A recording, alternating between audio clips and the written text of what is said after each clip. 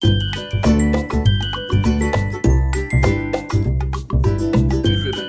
you, Mr. Adam.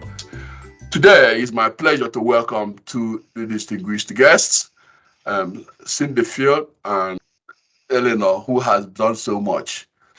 SDIG is in business of providing safe, open, and inclusive engagement and awareness generation space. We foster individual and group learning through our posts, shared member stories, hosting seminars and webinars, and discussions on local and global issues. We focus on diversity. So today is one of those days where we have two guests whom I consider as trailblazers in their various areas. Um, Cindy Field has worked for Wall Street for over 30 years, and now she's doing other work that is the president of her organization. And Elinor is, of course, a trailblazer that has done so much, ranging from working in an area where she was the only lady in sales. Of course, she had to face the indignation from people who believed that they could do better. But she proved herself beyond shadow of a doubt that she became the best seller in that particular male-dominated environment. So these are well-distinguished people, and we're gonna go straight to the questions. And the first question is for them to elaborate on their 3 to 7 minutes elevator speech. So let's move straight to Elinor. Elinor, could you please share with us your elevator speech? All right. Well, thank you so much for having me, Joseph. It's a treat. My career is in 3 parts. The first part, I was a stay-at-home mom, part-time entrepreneur, and I need to earn more money to help put my kids through college. And the suggestion of going into sales came to be not what I wanted to do. Even worse was the first company. I had to have 5 interviews to sell an unknown brand of copier door to door against Xerox. Exactly not what I wanted to do. But worse than that was the awful treatment. And they decided I was just a stupid female. I deserved no training. I was going to fail anyways. So to me, that was a green light to go do what I wanted the way I want. And that's how I usually work. I'm left-handed anyways and green-eyed, small portion of the population. I think very differently. But the story is, instead of trying to sell something to somebody, I asked them why they invited me in so I know what to continue doing, and asked how they prefer to buy. And they all called me a breath of fresh air, and they actually asked permission to purchase from me. So by the 4th month, I still knew nothing about the big unknown brand of copier or officially how to sell, but I was the top producer. And then the games got really ugly behind the scenes. And they got uglier and uglier. Month after month, I proved myself again and again to be the top producer. My technique is asking questions and listening and clarifying before I ever attempt to sell. That was the differentiator. So I came to learn, I'd like to tell everybody in advance, your worst experiences are your gifts in disguise. Embrace them, learn from them, and move on. Anyways, year after year, I was the top producer. My hard-earned accounts were given to the men. My quota tripled, so I had to go find another job. 11 years later, 11 jobs to my name, I became an expert at interviewing and getting the job I wanted. Then I took a day off for the first time ever to spend time at a shopping center, which I never, ever do. Lo and behold, I was at a red light and somebody wasn't paying attention and ran full force about 60 miles an hour into the back of my car. I told the doctor I could feel my brain swing around in my head. At any rate, I'm one who survived a near-death experience. 2 visions came to me. The first, I was to be a speaker, and in my mind I said, yes, that's what I always wanted to be. And a gold light encased my entire body. The first vision faded, a second came up. It was my life report card. The left-hand side, I had high marks. The right-hand side, embarrassing. It was blank and entitled community service. In the moment, I promised to start giving back to communities any way I could, but I'm always a salesperson. So I negotiated in my mind with the great beyond that in order to give my best, I had to be able to walk out of the hospital on my own. I saw a blink of a light, the gold light over my body faded, and I knew I'd be okay. The next morning, sales skills saved my life. The surgeon said to me, Mrs. Stutz, when you wake up, most likely you'll be paralyzed. And his most likely told me he didn't expect me to survive. So I shot back, doctor, I fully expect to be well. And the last thing I remember was some jumping backward.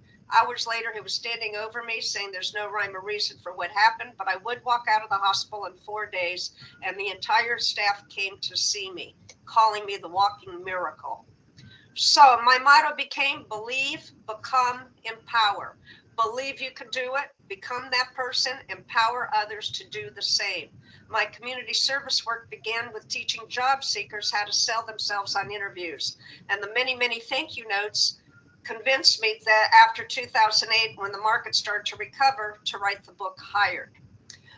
But I became an entrepreneur in Silicon Valley, successful out the gate, but then we moved. And as I said, our worst experiences are our gifts in disguise. The worst happened and then the best followed. I was in the new city, went to a new networking event. I was new, so they had me go on stage and announce what I did to 200 people. Upon announcing I was a sales trainer, they all broke out into nasty laughter, thinking a woman couldn't possibly sell, let alone be a trainer, and I got laughed off the stage. Thankfully, someone came over and said, to establish credibility, you have to write a book. And this is where the picture of diversity, equity, and inclusion come to be. My phone wasn't ringing, and I started capturing all those awful stories in the manuscript. The manuscript broke all records. The first publishing house said yes. It quickly turned into an international bestseller, translated into several languages. Why? Because women were treated horrifically in my day. They were treated horrifically in 2006 and still are today. In fact, I was told about a year ago that my book is now evergreen among the classics because nothing has changed. Lack of fair pay, treatment, you name it. It's absurd and it's horrific. And so it's all detailed in my book with name change to protect the guilty. But my mission is to work toward diversity, equity, and inclusion.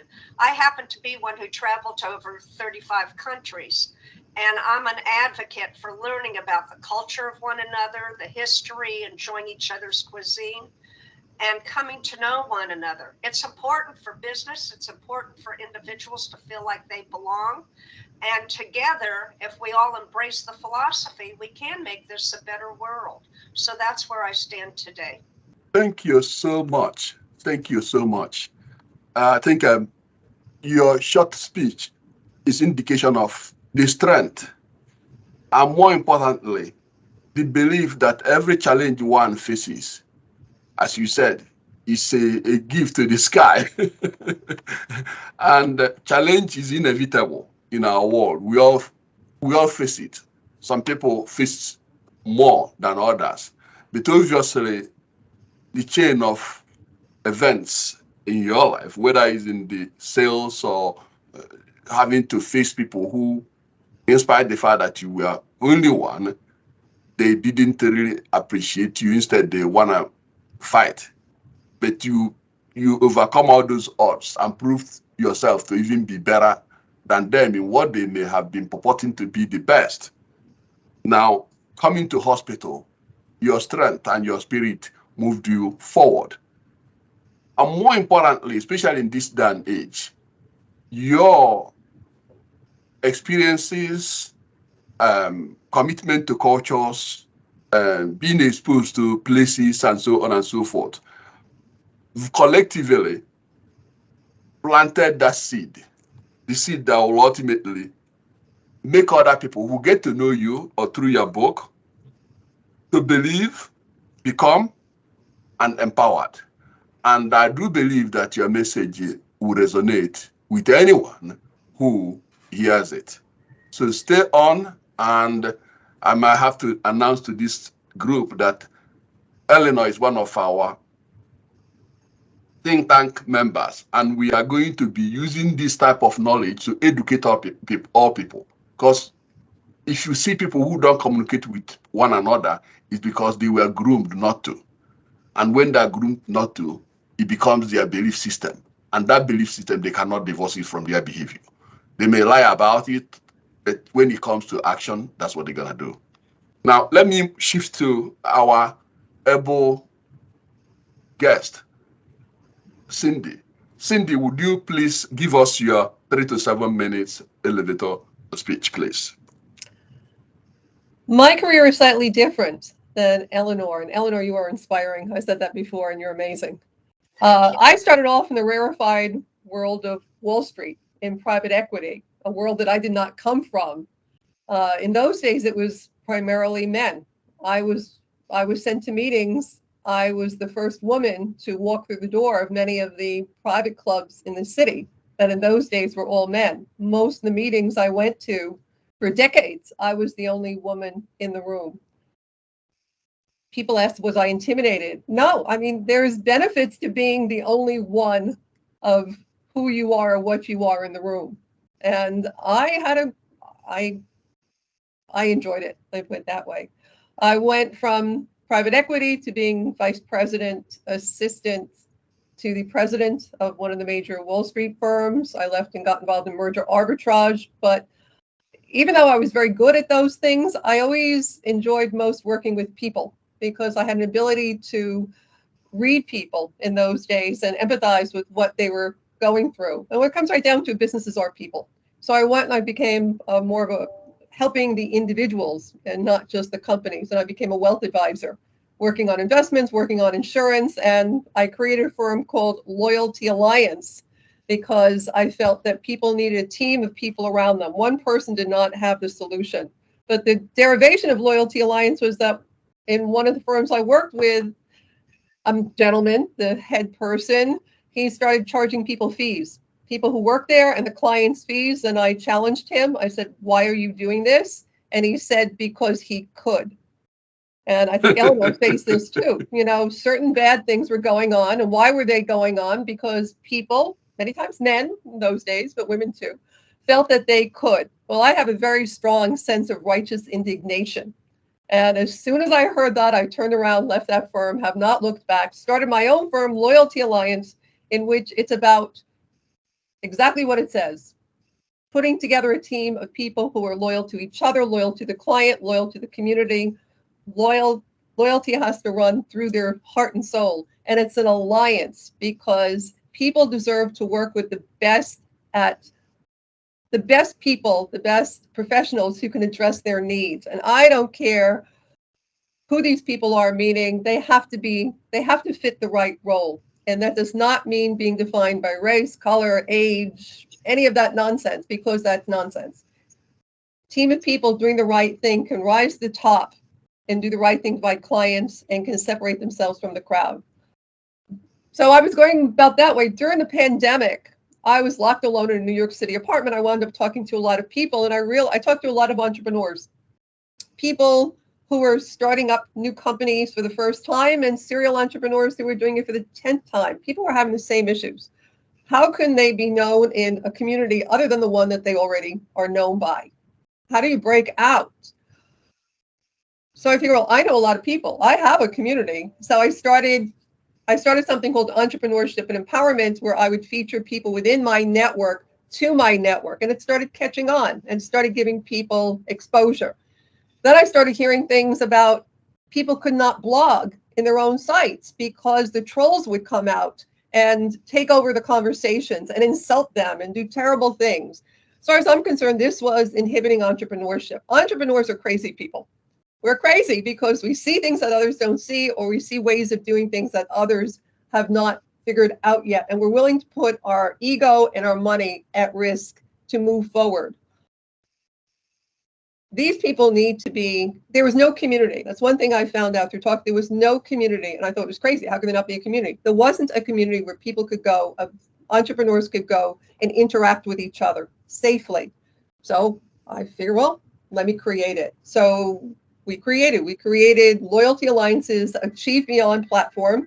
which is a B2B ecosystem, which revolves around an inclusive, secure, vibrant website for entrepreneurs, intrapreneurs, and achievers. And it's an area where participants can contribute their opinions, share content, learn from each other's successes and failures, build relationships, and have a curated listing of products and services that are there for them, geared particularly for their needs. We're growing, we're evolving. We're not charging for most of these services. It's a place where community can be built and where entrepreneurs of all ilk can come and participate. And that's my story. Thank you so much, Cindy. And I think that you've equally given us something to think about.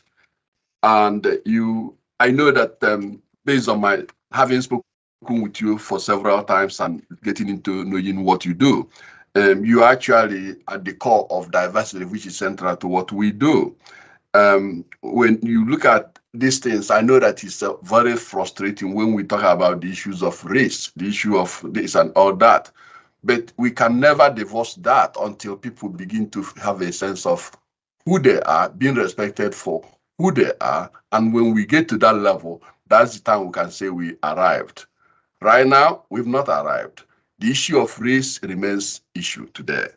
People treat people the way they do, not because they're bad people, because they had never been exposed to other people. They have what I stated in my book as, artificial walls.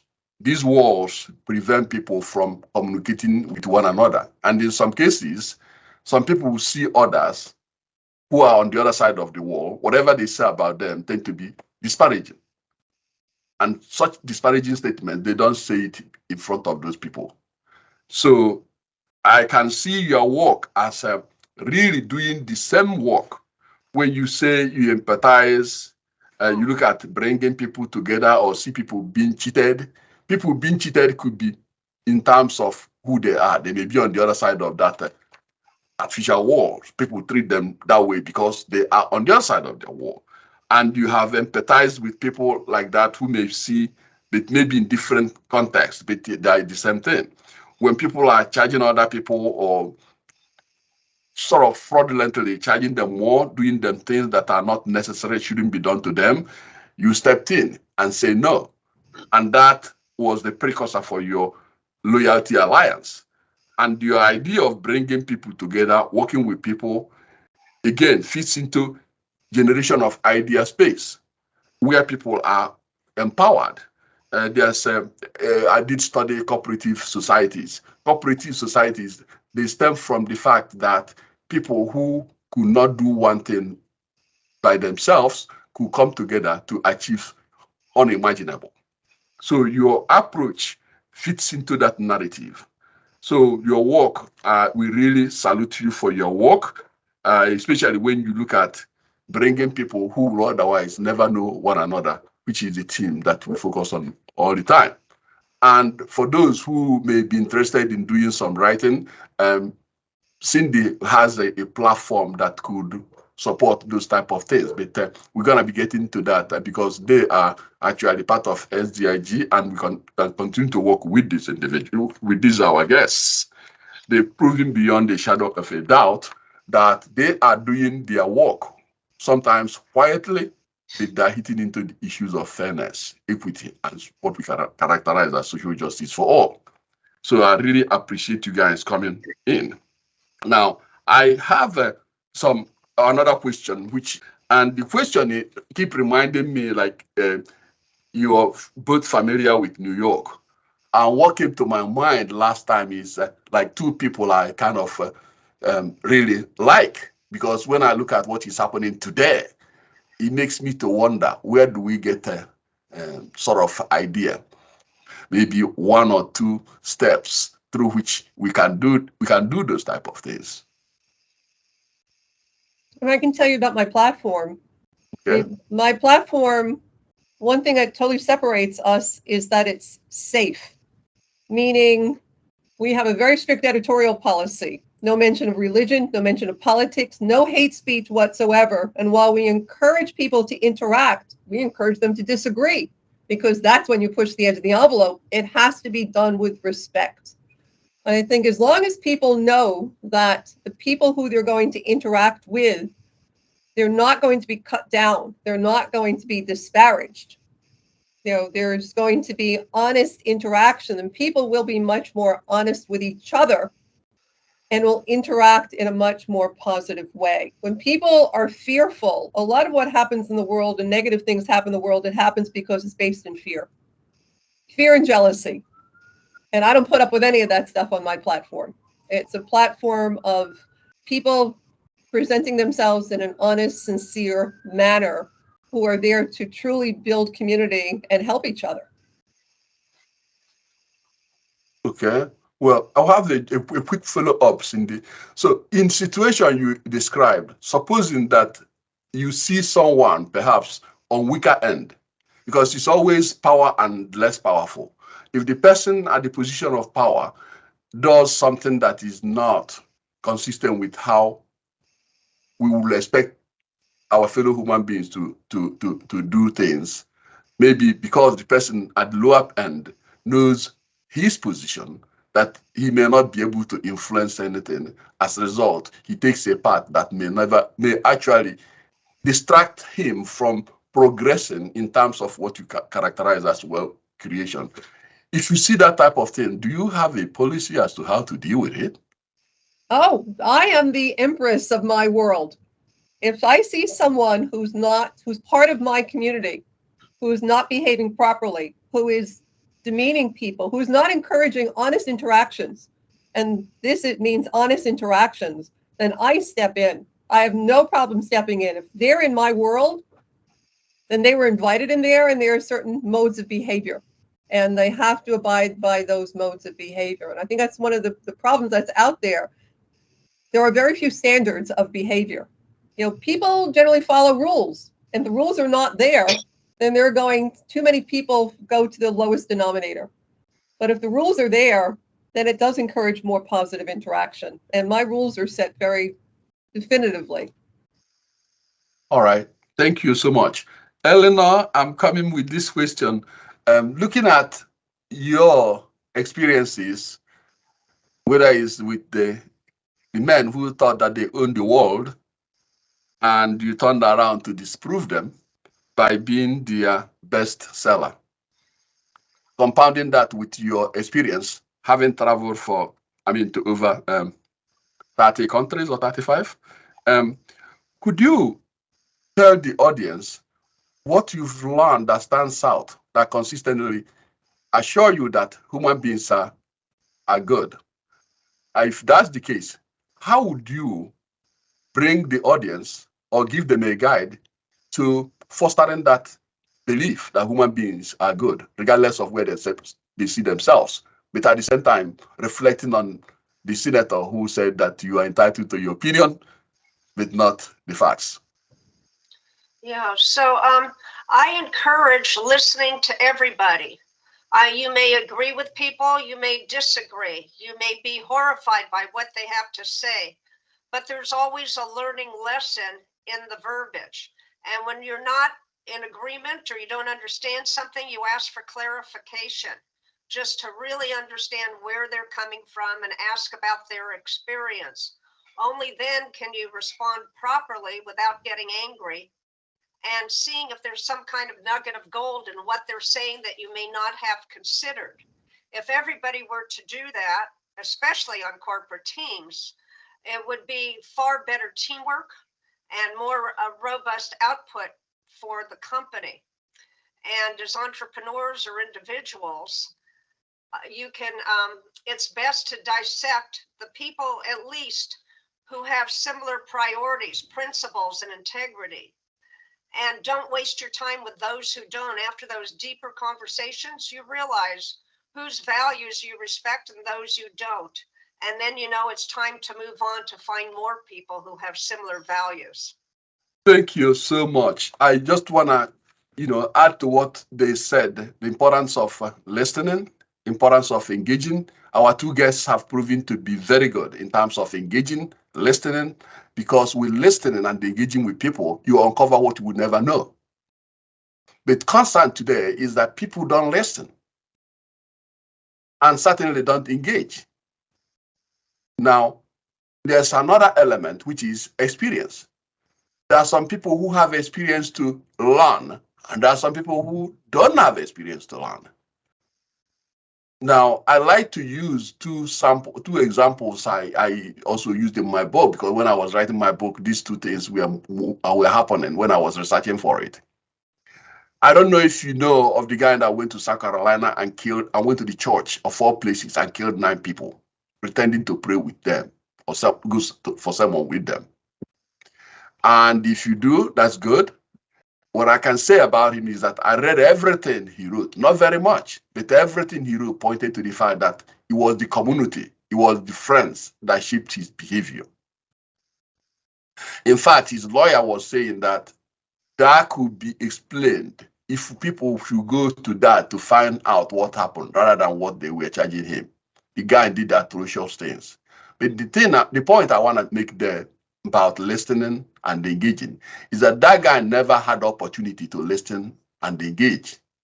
The second person I will tell you is the guy whose dad, or rather his mom was married to David Duke, which is one of the white supremacists we know globally. And at the time they were married, the guy was busy training white supremacists, putting them in southern states like Mississippi, Louisiana, Alabama, and all those southern states that are still having problem with people who are different. Now, when the guy went to school, they pulled him out because they saw somebody of color in that school. And they went and did a good job, I might add, and trained him so well. He's an eloquent speaker, a good communicator. He was doing this in Eastern Europe as well as in the United States. He was the hero of those clans. Well, he had the opportunity to go to school, and when he got to the school, his friend became the Jewish people, the Black people, the Latino people, the Asian people, and those people became close friends. Now, the guy was living what W. Du Bois would say double consciousness, which means he was living 2 lives. On one hand, he was a white supremacist, spiritual white supremacist, well known. On the other, he was having people who white supremacists would be against as his closest trusted friends. Go figure. So when those people uncovered his lifestyle, they confronted him as good friends will confront. As a result, he left the school. They finally got him back and they worked together. And at the end, the guy graduated and went all the way to getting his law degree. He's one of the prominent lawyers today. He sued the boys and the Department of Education for discriminatory practices, whether it's funding or all kinds of things. And he won. So the reason why I want to touch it is because if you get to that, you find out that through that process, he had opportunity. He had opportunity to learn. The other guy that is now in death row did not have opportunity. You can see how power of engagement can enable you to unlearn what you would otherwise never learn. And in fact, change. Again, the key for what we've been talking about tend to be challenges. And challenges are inevitable. We're going to continue to face challenges until we die. The question is, how do we deal with those challenges? And these individuals have shown remarkably how they dealt with their different challenges. And each and every one of us would have our own challenges. They will be different. It's never going to be the same. Not to say that sometimes it wouldn't be the same, but you can see the experience they've shared with us. You've seen what I call the roadmap. Engage with people and reflect on being truthful, as Patrick Monahan had indicated. So I'm going to shift gear to the audience to see if we can get a couple of questions before we round up this session. So audience, it's your time to ask our guests questions. You can ask them either individually, or you ask them in groups so that they can respond to however your question may be framed. All right, go ahead if you have questions. Okay, hello, everybody here. So I want to know, like, from both the ladies, like, if there was one thing which you wish you knew earlier, what it would be. Like, as successful as you are, if there is one thing that you think that you should have known earlier would have helped you, what it would be. Okay. Very I think if soft. there's one thing that we wish, and please correct me, if there's one thing that we wish we knew then Yes, to help us, is that correct? yes, Yeah, well, for me it would be, I wish in the early days, I wish I knew that everything was going to work out better than I expected. That's right. okay, It might have eliminated some stress. Yeah. good one. Unfortunately, life And isn't like that. No, it's not. Right. Thank you so much, Jazia. And um, any more response from Cindy? Yeah, I mean, for me, I was brought up fairly sheltered. You know, I wasn't hurt by anyone. People were always very nice. And then you go into the business world, and while the people around me, I mean, I didn't face the same challenges that Elinor did. There was no outward disrespect, but people are not always nice. And as you move forward in life, you can't be naive. You have to, you can't be a Pollyanna. You have to accept people for who they are and what they are and learn how to maneuver in the world and find your own. You're always, as Joseph, you had said, if people have a way of attracting their own type for the good or the bad. And if you are good, if you're smart, if you're doing positive things, the reality is that people, not only will you find people like that, but people will find you. So part of this is to always be true to yourself and just accept that there are bad people doing bad things. And sometimes there are good people doing bad things. And you have to take ownership of your own behavior and just go through your path with integrity. Well, thank you so much. What a wise statements, or rather, what wise statements. I appreciate each and every one of you, and I would like to have our guests give us a closing remarks before we close this session. Okay, let's go to Cindy. Very few of us wind up where we started.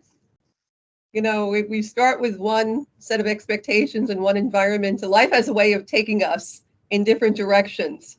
My suggestion is always have your eyes open, take advantage of opportunities, take advantage of kind, good people who are there to help and guide. Don't be so proud not to ask for help, and listen. As Elinor said, it's so important to listen and engage.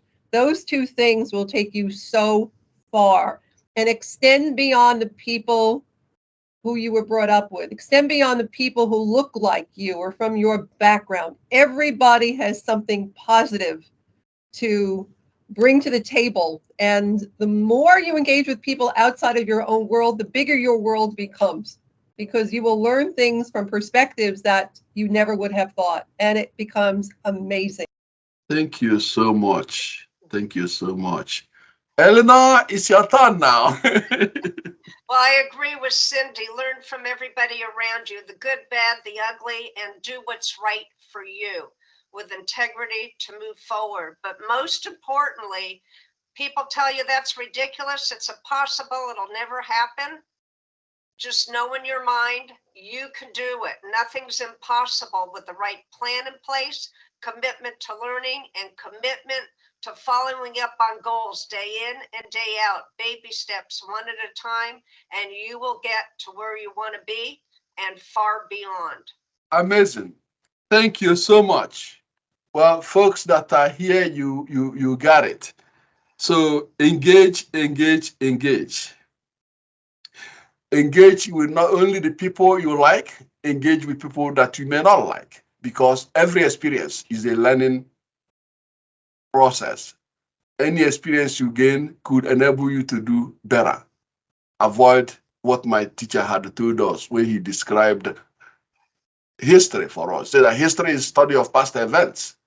Then he went further to say, why do we study history?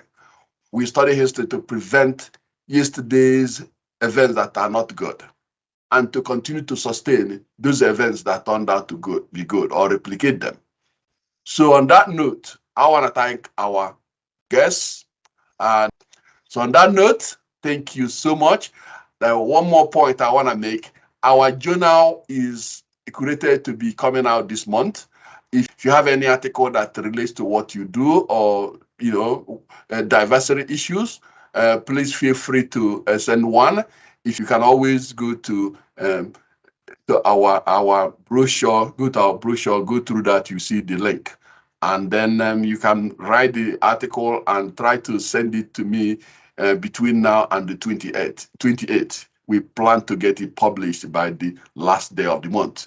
So on that note, stay tuned for events and other activities that will be coming. And that's the link for the journal.